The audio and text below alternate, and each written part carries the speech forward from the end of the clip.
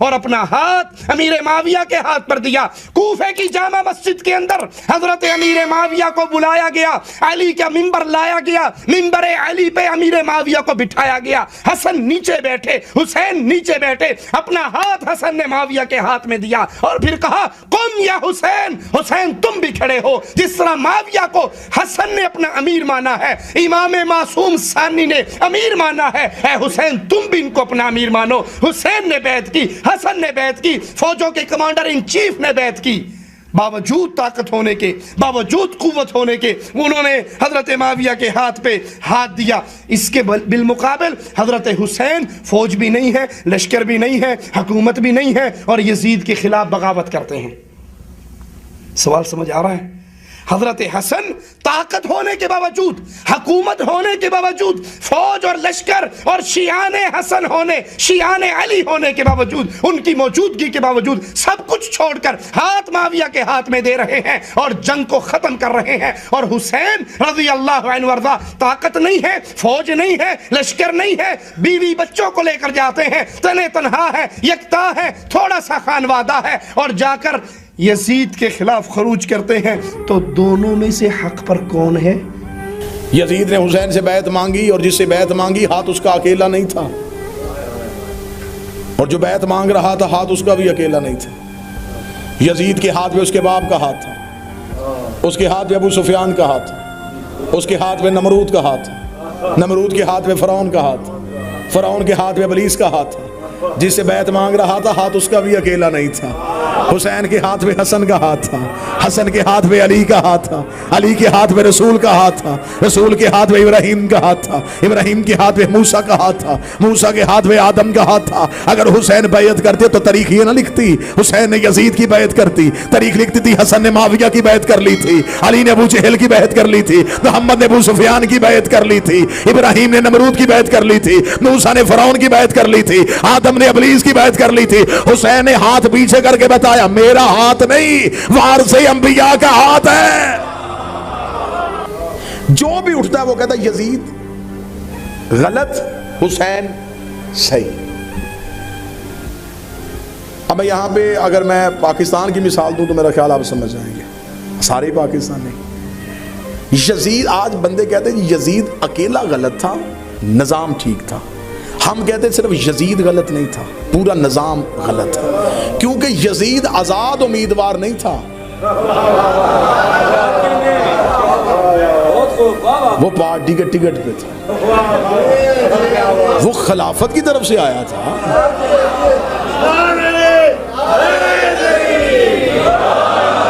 अब बात अगर समझ आएंगे तो पूरी जिंदगी आपको किसी से बहस करने के लिए ये दलील बहुत अच्छी रहेगी, ये दलील आपके लिए बहुत बेहतर रहेगी। आप किसी से भी बहस करें, आप उसे कहें कि हमें सिर्फ इतना बता कसूर क्या था यजीद का, कत्ले हुसैन से पहले कसूर क्या था। बैत का मुतालबा, उसे बैत मांगी, उसकी हुकूमत गलत थी, वो कहेगा गलत थी। उसे को अपने फिरके के अंदर रह के तो यजीद की हुकूमत गलत साबित करके दिखा। तुम्हारे पास क्या सबूत है कि यजीद की हुकूमत गलत थी? सिर्फ इमामत वाले कह सकते हैं यजीद की हुकूमत गलत थी। वो कहेगा कैसे? आप कहेंगे तुम्हारे पास पहली खिलाफत का असूल क्या था? तुमने नबी के जाने के बाद कुरान की आयत या हदीस का सहारा नहीं लिया, तुमने अजमाए उम्मत का सहारा लिया।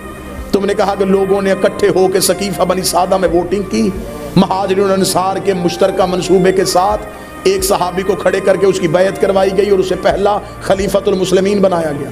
उन्हें कहे अगर मदीने के लोग वोटों से खलीफा बना सकते हैं तो यजीद ने तो दुनिया के 3 हिस्से से अपनी हुकूमत के लिए वोट ले लिए थे, उसने 3/4 हिस्से पे अपनी हुकूमत कायम कर ली थी।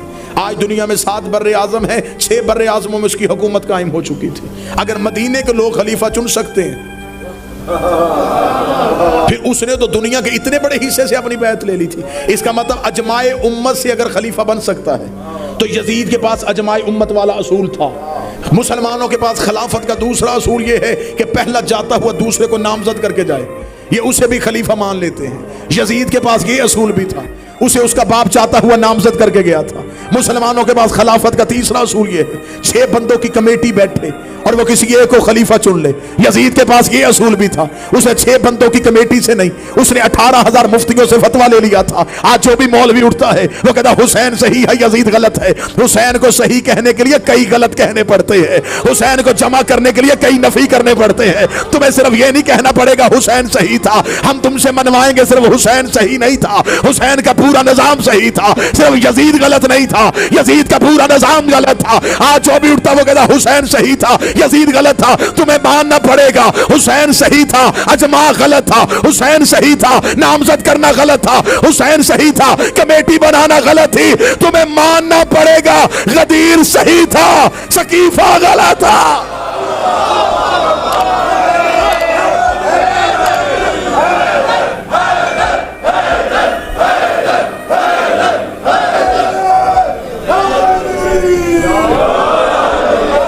तुम्हें तस्लीम करना पड़ा।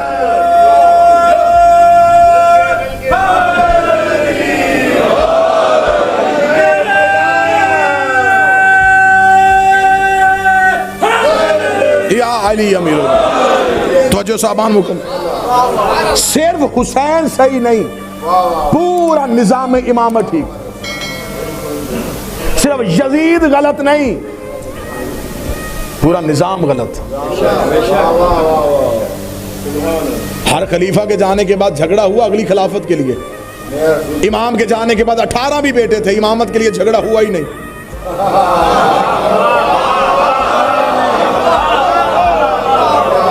किसी भी इमाम के बेटे ने कहा कि मैं इमाम बनूंगा, उन्हें पता था इमाम हमने नहीं चुनना,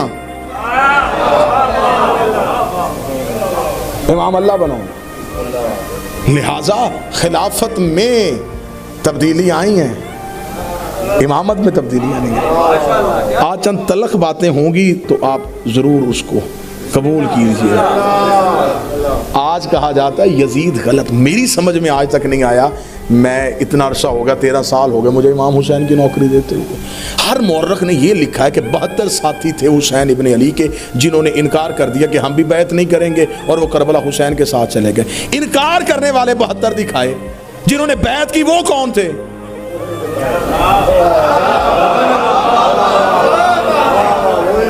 भाई जिन लाखों ने बैत यजीद की कर ली थी वो कौन लोग थे? यहूदी तो नहीं थे, ईसाई तो नहीं थे, मुसलमान थे। क्या कहने वो कौन लोग थे? चले अभी इतना पढ़ा लिखा मजमा है, अब तो ज़माने में आसानी बड़ी आ गई। अभी देख लेते हैं, जब इमाम हुसैन शहीद हुए, रसूल को दुनिया से गए कितना अरसा हुआ था? 50 साल।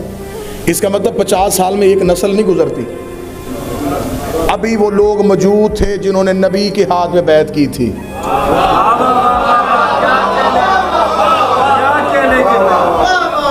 अब सिडनी में बैठ के भी मैं हक ना पढ़ूं तो फिर कहाँ बैठ के पढ़ूं? अब यहाँ तो हकायक सुनिएगा ना, यहाँ तो जो मेरे अंदर आग लगी है उसे तो सुनिएगा कि जिन लोगों ने रसूल के हाथ में बैत की, उन्हीं बंदों ने यजीद के हाथ में बैत कर ली। भाई कोई अब बाद में कहना जी नहीं ये तो बहुत बाद में आने वाले मुसलमान, बाद में कैसे? 50 साल नहीं हुए। जो नबी के दौर में बच्चा था, हुसैन के दौर में जवान था।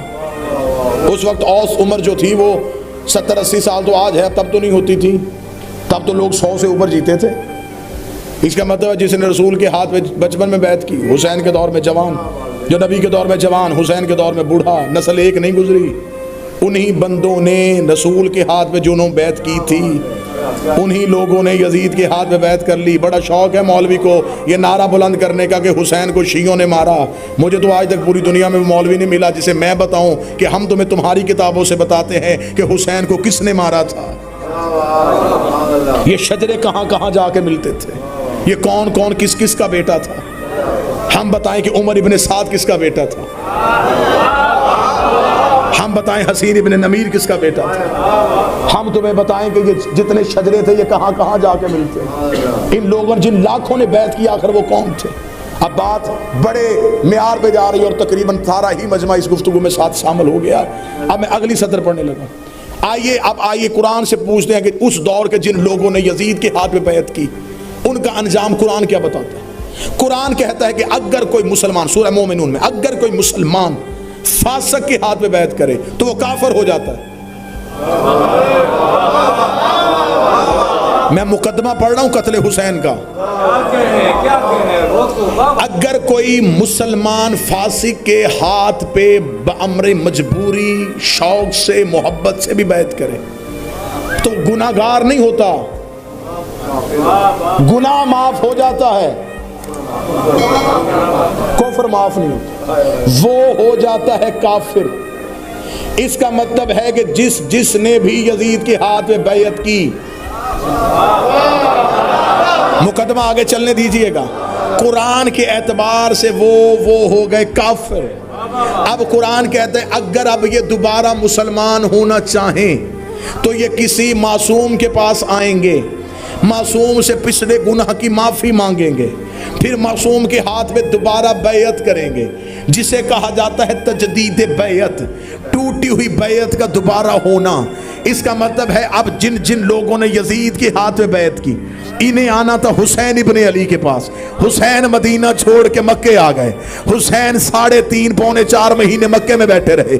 इन्हें आना था मक्का हुसैन के पीछे, हुसैन मक्का से निकल के करबला चले गए। इन्हें आना था करबला हुसैन के पीछे, हुसैन 10 मुहर्रम को करबला में सो गए। इन्हें आना था सज्जाद के पास, सज्जाद चले गए शाम के जिंदान में, पूरा 1 साल सज्जाद कैद खाने में बैठे रहे। अब हमें तारीख बताए कि वो पूरे 2 साल उम्मत काफिर रही है या मुसलमान रही है। वो पूरे 2 साल उम्मत किस हालत में?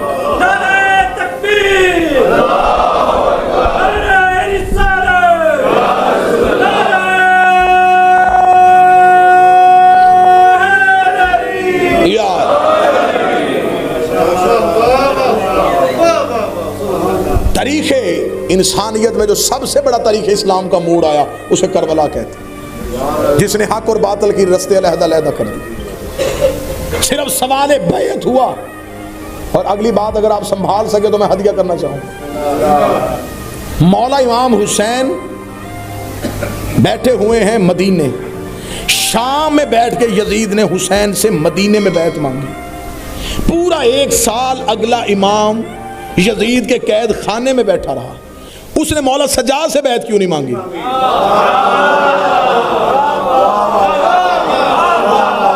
वो कह देता कि तेरे बाबा से बैत मांगी थी, उन्होंने नहीं की, उन्हें मैंने कत्ल कर दिया, अब तू भी तो इमाम है। थे भी ज़ाहरी तौर पे कैदी, मांग लेता बैत। अगर आप मुझे कहें कि एक जुमले में पूरी तारीख बंद करके हमें पता चले कि उसने क्यों नहीं मांगी, तो 1 सतर में वाली नजब से खैरात में मांगता हूँ और वो आपको हदिया कर देता हूँ। यजीद को करबला के बाद अपनी औकात का पता चल गया था, उसे अंदाजा हो गया था कि मुझसे तो इनका असगर भी नहीं झुक रहा, तो जिनका असगर नहीं झुक रहा उनका सज्जाद कैसे झुकेगा। मुझे यहाँ पे महशर लखनवी की 4 सतरें याद आ गई। वो कहते बिस्तर जो मखमली था उसे खार कर दिया, बिस्तर जो मखमली था उसे खार कर दिया, सोना फरौने शाम का दुश्वार कर दिया, नींद उसकी बांध के जंजीरे पा के साथ सज्जाद ने यजीद को बीमार कर दिया।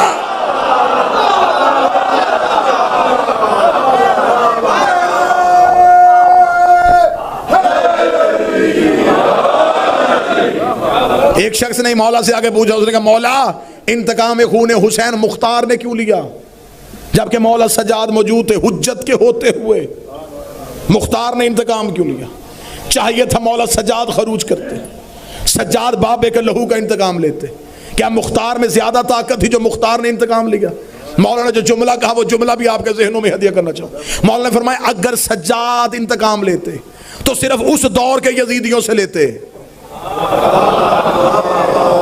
और इंतकाम होता है सिर्फ एक दफा, बार बार नहीं होता। अल्लाह ने इंतकाम रख दिया महदी के हाथ में ताकि सिर्फ उस दौर के यजीदियों से इंतकाम ना ले, हर दौर के यजीदियों से इंतकाम।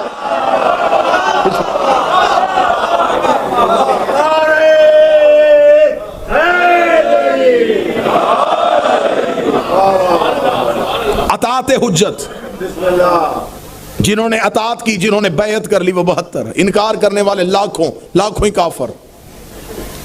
फिर आज के बाद कोई ना कहे कि हुसैन को मुसलमानों ने मारा, हुसैन को काफिरों ने मारा, इस्लाम में तो रहे ही नहीं। हुसैन ने बगैर जंग किए इस्लाम से निकाल दिए।